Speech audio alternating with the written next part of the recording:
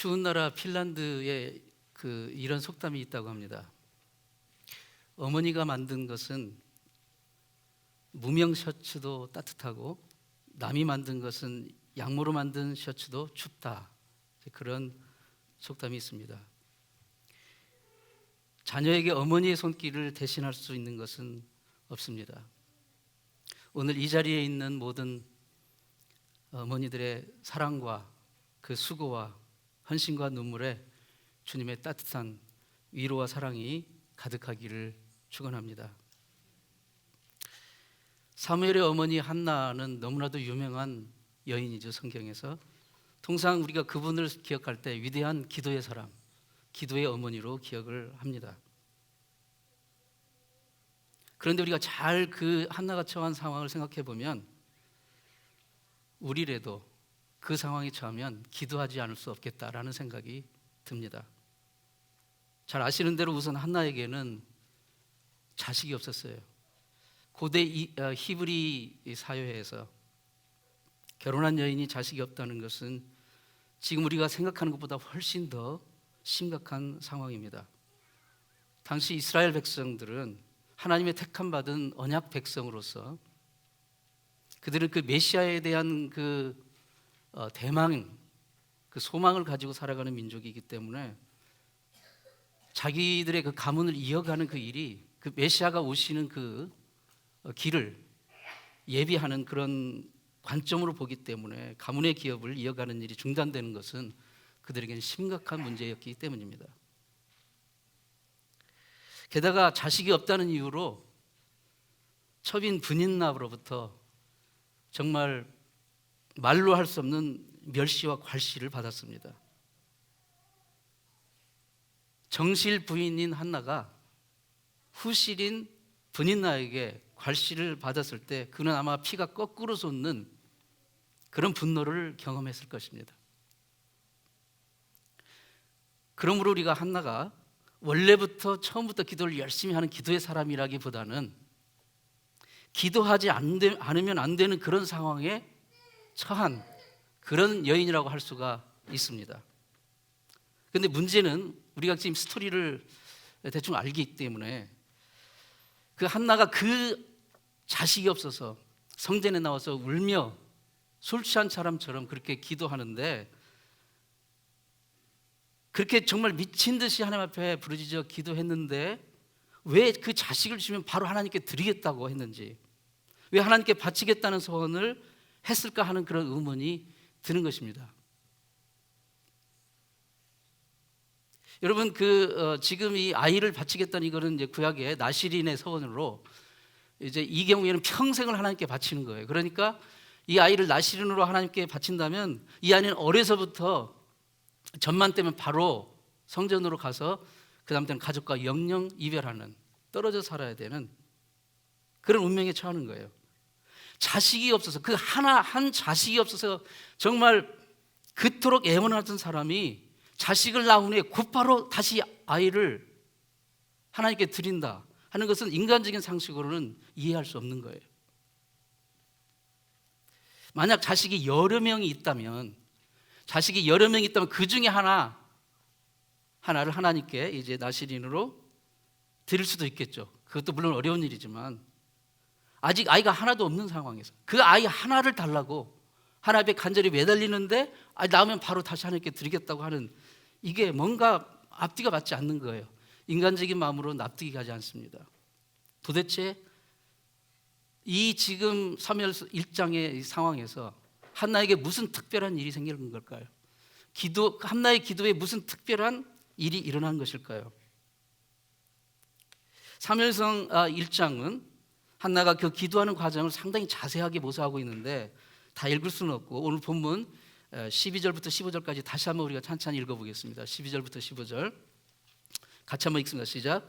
그가 여호와 앞에 오래 기도하는 동안에 엘리가 그의 입을 주목한즉 한나가 속으로 말하며 입술만 움직이고 음성은 들리지 아니하므로 엘리는 그가 취한 줄로 생각한지라. 엘리가 그에게 이르되 내가 언제까지 취하여 있겠느냐, 포도주를 끊으라 하니 한나가 대답하여 이르되 내 주여 그렇지 아니하나이다. 나는 마음이 슬픈 여자라. 포도주나 독주를 마신 것이 아니요 여호와 앞에 내 심정을 통한 것뿐입니다. 한나는 술 취한 듯 정말 얼마나 그 모습이 간절하고 정말 그 겉으로 보면 막 미친 것 같이 이렇게 기도하는 모습이 술 취한 사람처럼 오해받을 정도로 그런 상황 앞에서 한나는 그게 자기의 심정을 하나님께 통했다라고 고백을 해요. 물론 이 말은 자기의 원통한 마음을 하나님께 아뢰었다는 단순한 의미일 수도 있겠지만 그 심정이 통했다는 그 말 속에는 아마도 자기의 사정을 아뢰기만 한 것뿐만 아니라 하나님의 마음도 알게 되었다는 것이죠. 하나님과 통했다는 거예요. 하나님과 마음이 상호 교감이 있었다는 것을 우리가 짐작할 수가 있습니다.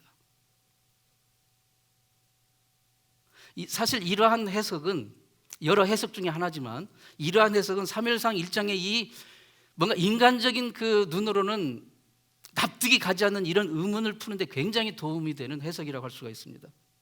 그러니까 한나는 자식이 없음에 대한 그 자기 신세 한탄으로 하나님께 자신의 원통함을 토로하는 것으로 기도를 시작하긴 했어요. 그런데 여기서 보면 오랜 시간 기도했다고 그랬어요. 성전에서 오랜 시간 기도하면서 자신의 심정을 토로했을 뿐만 아니라 점점 하나님의 마음도 하나님의 심정도 통하게 되는, 하나님의 심정도 알게 되는 거예요. 그러면 도대체 한나가 이제 이 기도 가운데 알게 된, 느끼게 된 하나님의 심정, 하나님의 마음은 무엇일까가 궁금해지지 않습니까, 여러분? 이것을 이해하기 위해서는 당시 이스라엘이 처한 그 시대 상황을 이해할 필요가 있어요. 당시는 사사기 시대 말기, 그러니까 아직 왕이 없던 사사기 시대 말기로서 영적으로 아주 어두운 그 사사기를 여러분 읽어보시면 알겠지만 정말 온갖 혼란과 절망과 어둠의 시대였습니다. 또 그때 당시 블레셋의 침공으로 이스라엘의 그 법궤마저 빼앗겨버릴 운명에 처한 암흑기, 영적인 암흑기라고 할 수가 있습니다. 엘리 제사장, 오늘도 엘리 제사장이 나오는데 이 엘리 제사장의 며느리가 출산을 하면서 그 아이의 이름을 뭐라고 짓냐면 이가봇, 하나님의 영광이 이스라엘을 떠났다라는 그 이름의 그 뜻을 가진 이름을 짓습니다. 즉 뭐예요? 하나님의 영광이 이스라엘을 떠났으면 뭡니까? 완전히 그건 끝 아닙니까? 절망이죠. 그러니까 영적으로 완전히 가장 참혹하고 어두운 상황에 있었던 것이에요. 하나님은 자신의 언약 백성인 이스라엘이 지금 이 사사시대 동안 줄곧 참 왕이신 하나님을 배반하고 늘 자기 인간적인 소견에 오른 대로 자기 마음대로 행하면서 하나님의 뜻에 벗어난 그릇된 길로, 저주의 길로, 죄악의 길로 빠진 것을 근심하고 계셨던 것입니다. 한나는 기도 중에 바로 이 하나님의 심정을 느끼지 않았는가? 비록 기도의 시작은 자신의 신세 한탄으로 시작을 했지만 기도하는 과정 중에 하나님도 정말 자기보다 더 지금 마음 아파하고 계시구나, 애통해하고 계시구나, 무너져 내리고 계시구나 하는 하나님의 그 비통한 심정과 통하게 된 것이에요. 그렇기 때문에 한나는 자기가 자식을 갖고 싶어 하는 그런 애타는 마음보다도 지금 하나님이 그 하나님의 언약 백성의 이스라엘을 다시 회복시킬 수 있는 그 한 사람을 찾고 계시는 하나님의 애타는 심정과 닿았던 것이 아닐까 하는 생각을 할 수 있어요. 그래서 하나님의 그 비통한 심정을 알게 된 한나는 드디어 기도의 말미에 이렇게 고백을 하는 거예요. 하나님, 만약 하나님께서 저에게 아들을 주신다면 그 아이를 당신이 찾는 그 한 사람, 그 한 사람으로 쓰임받도록 당신께 다시 드리겠습니다 라는 고백을 하게 되는 것이 아닐까 하는 생각이에요. 자식을 바치겠다는 한나의 소원이 이처럼 하나님의 마음을 알게 된 그 결과라고 한다면 이 모든 한나의 그 기도의 미스테리와 납득이 가지 않는 이런 부분들이 하나의 일관된 하나의 이야기로 우리가 다시 풀어서 말할 수가 있어요. 하나님은 이 영적인 암흑기를 마감시키기 위해서 제사장 가문인 엘리 집안을 사용하셔서 사무엘의 출생을 준비하신 거예요. 그리고 그 사무엘은 장차 왕이 될 다윗에게 기름을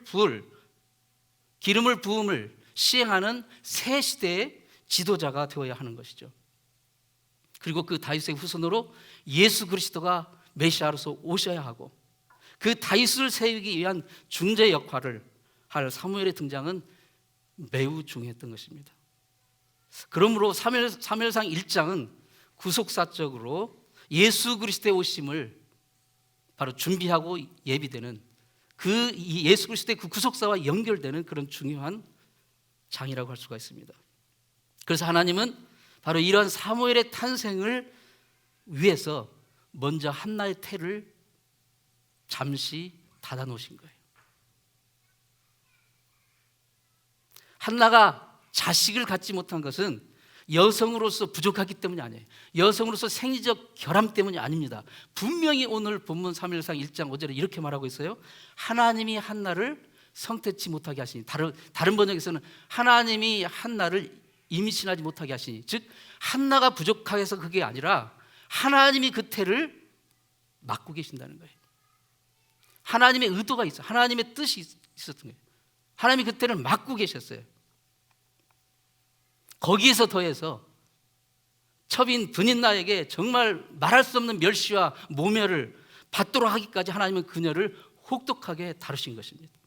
그러니까 한나는 더 이상 견딜 수가 없는 거예요. 하나님이 태까지 막으셨죠. 물론 이게 깨닫지 못했지만 또 첩으로부터 멸시와 천대를 받죠. 그러니까 더 이상 견딜 수가 없는 거예요. 남편의 위로도 필요 없어요. 그 누구의 위로도 받을 수가 없어요. 성전에 나와서 하나님께 이제 하나님과 1대1로 대결을 하는 거예요. 부르짖는 거예요. 더 이상 견디지 못하고 기도의 자리로 나온 거예요. 그러니까 한나가 스스로 아무 일 없는데 평안한데 스스로 기도의 자리로 늘 자발적으로 나온 게 아니라 하나님이 그를 강권적으로 기도의 자리로 몰아내신 것입니다. 성전에서 간절히 기도하면서 하나님의 심정, 자기보다 더 애타하시는 하나님의 심정을 조금씩 깨달은 거예요. 그 하나님의 뜻에 굴복을 한 거예요. 그러니까 하나님은 한나로 하여금 스스로의 입으로 주님 자식을 주시면 그 자식은 하나님이 자신 그 한 사람이 되게 하기 위해 하나님께 바치겠습니다 라고 하는 일종의 항복을 선언하는 거예요. 그 항복을 받아내기 위해서 하나님은 한나를 이렇게 코너로 모르신 것입니다. 하나님은 사무엘이라는 인물을 역사에 등장시켜 새로운 시대를 열기 위해서 이런 특별한 수단을 쓰신 것 아닌가. 그게 아니라면 이러한 사소한 가족사가 성경에 기록될 이유가 없는 거예요. 성경에 나오는 그 어떤 개인의 이야기, 가족의 이야기, 민족의 이야기는 그게 우연히 그냥 재밌으라고 넣은 게 하나도 없습니다. 그 모든 이야기는 이 땅에 오실 예수 그리스도의 구원의 사역과 연결되는 다 이야기인 거예요. 우리는 한나의 기도에서 많은 기도의 교훈을 찾으려 합니다. 예, 맞습니다. 사무엘상 1장을 펼칠 때마다 우리는 그런 설교를 많이 듣습니다. 위대한 기도의 사람, 위대한 기도의 어머니 한나. 예, 맞습니다. 그는 위대한 기도의 사람이고 기도의 어머니입니다. 그러나 거듭 말씀드리지만 한나가 자발적으로 평소에 꾸준히 기도의 자리로 나아갔다기보다는 하나님에 의해 강권적으로 기도의 자리로 내몰려졌다고 봐야 하는 것이에요. 만약 여러분 한나가 결혼하고요, 처음부터 아무 문제 없이 자식을 막 쑥쑥쑥 낳고 많이 낳았다면 과연 한나가 이렇게 절박하게 성전에 나와서 눈물로 기도했을까요? 한번 솔직히 생각해 보세요. 한나가 모든 게 다 만사형통하고 아이도 잘 낳고 쑥쑥 하고 그렇다면 이렇게 절박하게 나와서 열심히 과연 기도했을까? 그리고 무엇보다도 중요하게 그 귀하게 눈에도 넣어도 아프지 않을 그 귀한 한 자식을 낳자마자 바로 하나님께 드리겠다고 하는 이 전혀 납득이 가지 않는 이 고백을 할 수 있었을까요? 그게 아니라면 왜 하나님이 한나의 태를 움켜주시고 안 주셨다가 그 아이를 하나님께 바치겠습니다라는 그 고백을 받으시고 바로 태를 열으셔서 자식을 주셨는지 그 이유를 알 수가 없는 것이죠. 그게 아니라면 지난 2, 3년 전에 코로나 바이러스로 온 세상이 다 셧다운 됐을 때 교회도 역시 예외가 없었습니다. 교회도 모두 다 문을 닫았어요. 우리 교회도 그렇고. 교회가 문을 닫으니까 예배를 드릴 수 없으니까 뭐 온라인으로 하고 하지만, 그때 온 세상의 그 성도들 가운데 자체 교회가 있던 교회들은 너무 답답하니까, 너무 괴로우니까 차를 몰고 교회 파킹장에 와서 파킹장에 모여서 차에 탄 채로 그렇게 예배드리고 거기서 기도했던 일들이 많이 있었어요. 하나님이 문을 닫으시니까 그때 비로소 깨달았어요. 이 교회가 모여서 예배하고 모여서 기도하는 게 이게 그냥 거저되는 게 아니구나. 하나님의 은총이고 은혜고 너무 귀한 것이구나. 이것을 깨닫는 거예요. 한나의 기도에서 배워야 할 중요한 교훈은 그냥 단순히 한나처럼 열심히 기도하자라는 그런 단순한 교훈에 머물러서는 안 되는 거예요. 때로는 하나님의 뜻 가운데 하나님에 의해 기도의 자리로 내몰려 기도하게 하신 때가 있어요. 기도를 통해서 하나님의 마음을 알게 되는 이 비밀을 알게 되기까지 우리는 정말 기도의 온전한 능력을 맛보기가 어렵습니다. 구하라 찾으라 두드리라는 그 예수님의 말씀은 우리에게 기도의 응답에 확신을 주는 귀한 말씀입니다. 심지어 예수님이 이렇게 말씀하셨잖아요. 마태복음 7장 10절 12절에 너희가 악한 자라도 좋은 것으로 자식에게 줄 줄 알거든 하물며 하늘에 계신 너희 아버지께서 구하는 자에게 좋은 것으로 주시지 않겠냐. 우리가 지지난주에 이 말씀 상고했죠.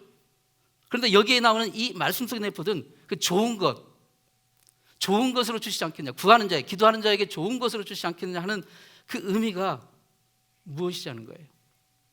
이 마태복음과 동일한 병행 구절인 누가복음 11장 13절에서는 이 구절을 이렇게 표현하고 있습니다. 그 앞에도 똑같아요. 너희가 악한 자라도 좋은 것으로 자식에게 줄 줄 알거든 하물며, 그다음에 누가복음은 이렇게 할 거예요. 하물며 하늘에 계신 너희 아버지께서 구하는 자에게 성령을 주시지 않겠느냐, 이렇게 말씀하고 있어요. 똑같은 병행 구절인데, 즉 마태가 좋은 것이라고 표현한 것을 누가는 성령님으로 이렇게 표현을 하고 있습니다. 우리가 기도 응답으로 성령을 받는다는 거예요. 기도 응답으로 성령을 기도하는 자에게 성령을 주시겠다는 거예요. 성령은 누구십니까? 하나님이십니다. 성령은 하나님이신데 하나님의 마음을 우리에게 알려주시는 하나님이에요. 하나님의 마음을 우리에게 알려주세요. 기도할 때 성령을 주시고 하나님의 마음을 우리가 알게 되는 거예요. 하나님의 마음을 깨닫게 되는 것입니다. 여기에 놀라운 기도의 비밀이 들어있습니다. 즉 아버지께 기도하는 자에게 하나님은 하나님의 마음을 알려주십니다. 한나는 자신이 아이를 낳지 못하고 첩에게까지 업신여김을 받는 원통함 때문에 기도의 자리로 나아갔지만, 그런데 기도하는 중에 하나님의 마음을 알게 되고, 그래서 관점이 바뀌게 되고, 그토록 원했던 자식을 낳으면 그 아이를 하나님이 지금 애타게 찾고 있는 그 하나님의 사람, 그 사람으로 쓰임받도록 나시리로 하나님께 바치겠다는 서원을 하게 된 거예요. 그리고 기도를 마칠 때, 성전을 나갈 때 사무엘상 1장 18절은 이렇게 증언하고 있어요. 그녀의 얼굴에 다시는 근심빛이 없었더라. 이미 기도 응답을 받은 거예요. 아직 손으로 자식을 낳지 않았는데도 왜 그래요? 하나님의 마음을 이제 알았기 때문에. 우리는 로마서 3장 23절 말씀을 잘 새겨봐야 됩니다. 로마서 3장 23절 유명한 말씀이죠. 모든 사람이 죄를 범하였으며 하나님의 영광에 이르지 못하더니. 무슨 말이냐면 우리가 죄를 짓는 것이요, 하나님의 마음을 아프게 하는 거예요. 하나님의 영광을 가리는 것입니다. 이걸 뒤집어 보면 우리가 예수 믿고 죄 용서 받는 것을 하나님이 기뻐하시고 하나님의 영광을 받으시는 거예요. 그런데 우리가 예수 믿고 구원받으면 내 입장에서 예수 믿고 구원받고 천국 간다라고 거기까지만 생각하고 그것이 하나님이 기뻐하시는 일이고 그것이 하나님이 영광 받으신 일이라는 것을 우리가 쉽게 망각합니다. 우리가 예수 믿고 회개하여 속죄함 받는 것은 근본적으로 하나님이 기뻐하시는 거예요. 하나님이 영광을 받으시는 일이라는 것을 잊어서는 안 됩니다. 돌아온 탕자 이야기를 여러분 잘 아시죠? 탕자가 자기 집에 돌아오는 것은 단순히 탕자가 이제 고생 끝나고 이제 더 이상 굶지 않게 되었다는, 거기에서 그 관점에서 머물러서는 안 됩니다. 본질적으로 탕자가 돌아온 것은 사실 아버지의 마음에 있어요. 그 이야기의 핵심은 아버지의 마음, 그게 하나님의 마음이거든요. 아버지의 마음. 탕자가 돌아온 것은 탕자가 고생이 끝났다는 관점이 아니라 그 아버지가 그 아버지의 그 자식을 기다리는 애타는 그 아버지의 마음이 위로를 받고 기뻐하게 되었다는 거예요. 탕자가 그 아버지의 마음을 깨닫기 전까지는 온전히 돌아온 게 아닙니다. 우리는 내 입장에서 내 고생이 끝난 거, 우리 신앙생활도 내 문제 해결되는 거, 내가 원하는 것이 충족받는 거, 물론 하나님이 주셔요. 우리가 기도하고 간구하면 주시고 좋은 거 주십니다. 그런데 그것은 근본적으로 그 우리의 아버지신 하나님의 마음에 기뻐하시는 거예요. 하나님의 영광을 받으시는 거예요. 그것을 우리가 알아야 됩니다. 한나도 기도 중에 자기의 신세 한탄으로 기도를 시작했지만 기도 중에 자기보다 더 마음 아파하시는 그 하나님의 마음을 보는 순간, 하나님의 마음을 읽는 순간, 내 자식을 얻는 것이 1차적인 목적이라고 한다면 그 하나님의 마음, 그 하나님이 찾고 있는 하나님의 종, 그것을 위해서 자식을 드리는 것이 너무나도 귀한 것인 것을 깨닫게 된 거예요. 이런 관점에서 볼 때 구하는 자에게 좋은 것, 즉 성령을 주시지 않겠냐고 하신 주님의 말씀은 기도 응답에 관한 궁극적인 그 확신의 말씀일 뿐만 아니라 우리 신앙생활의 믿음의 본질을 깨우쳐주는 귀중한 말씀이기도 합니다. 우리가 예수 믿으면 천국 간다고 하지만 예수님은 정작 뭐라고 하셨어요? 너희가 어린아이 같지 않으면 천국에 합당치 않다고 말씀하셨어요. 어린아이 같지 않으면. 여러분, 아주 어린아이에게 그 엄마 아빠는 존재 자체가 그의 인생의 전부예요. 그렇지 않아요? 어린아이에게서 엄마 아빠를 떼어놓어 보세요. 모든 것이 무너지지 않습니까? 만약 어떤 어린아이에게 돈 많은 집 부잣집 양자로 갈래? 아니면 가난하지만 엄마 아빠 밑에서 살래? 하면 어린아이들은 대부분 엄마 아빠를 선택할 것입니다. 그런데 그 아이가 쑥쑥 크면서 이제 사춘기를 지나면서 세상이 보여요. 가난한 집에서 산다는 것이 얼마나 절망이고 힘들고 불행하다는 것을 느끼게 되는 거예요. 그때 똑같은 선택을 줘봐요. 부잣집에서 너를 픽업해가지고 양자로 사면서, 아니면 이 지긋지긋한 가난한 집에서 살래. 그러면 세상이 보이는 그때쯤이면 아마도, 물론 다 그런 건 아니겠지만 부잣집 양자로 들어갈 것을 선택할 가능성도 배제할 수는 없을 것입니다. 왜냐하면 그게 인간의 욕망과 부합되는 것이니까. 그러나 자신의 성공과 안락한 삶에 대한 욕구보다도 자기를 사랑하는 친엄마 아빠가 더 좋지 않은 마음이 우선하면 불편과 가난을 감수하더라도 부잣집 양자로 가는 선택을 하지 않을 것입니다. 마찬가지로 한나가 기도의 시작 단계에 있어서는 자기 아이를 갖고자 하는 그 욕구가 충족되기를 원했지만 기도 중에 하나님의 그 마음을 깨달았을 때 그는 더 이상 자신의 욕구가 아니라 하나님의 바람, 하나님의 마음에 순종하는 것을 기쁨으로 여기게 된 것입니다. 우리의 믿음 생활에서 하나님이 어떤 분이신지, 하나님이 어떤 마음을 가지고 계신지를 아는 것이 너무나도 중요합니다. 우리 예수를 믿고 구원받고 천국 간다는 너무나도 중요한 그 명제 앞에서 우리는 때로는 미숙한 신앙의 단계에 머물러 있을 수 있었어요. 나 자신의 욕구 충족, 그 수준에 머물러 있는 거예요. 발전이 없습니다. 마치 한 달란트 받은 종이 그 받은 달란트를 가지고 아무것도 하지 않고 그냥 땅에 묻어두는 어리석음을 범하는 것처럼 말이죠. 그 한 달란트 받은 종이 왜 그렇게 했습니까? 주인의 마음을 몰랐기 때문에 그래요. 주인의 마음을 오해했다고 성경이 말하고 있잖아요.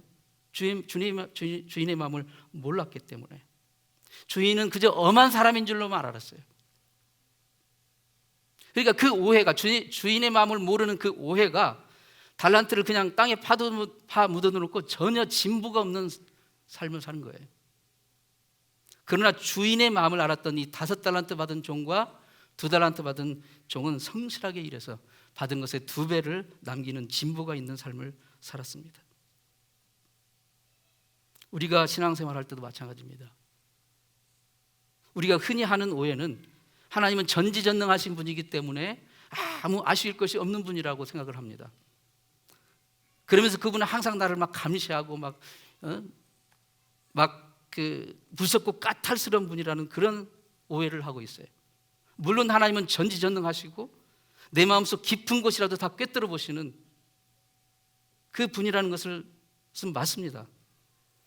그러나 하나님은 집 나간 탕자를 애타게 기다리는 아버지의 심정을 가지신 분이라는 것을 우리가 알아야 됩니다.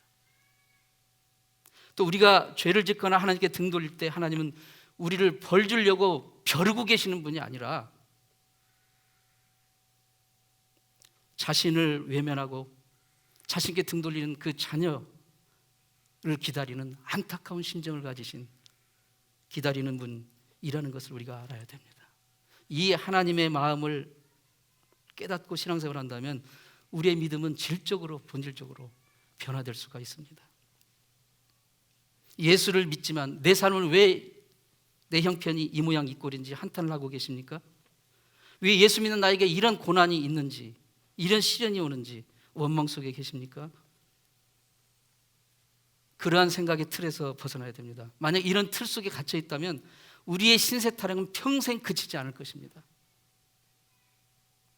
우리의 관점을 하나님의 마음을 향해서 한번 돌려보십시오.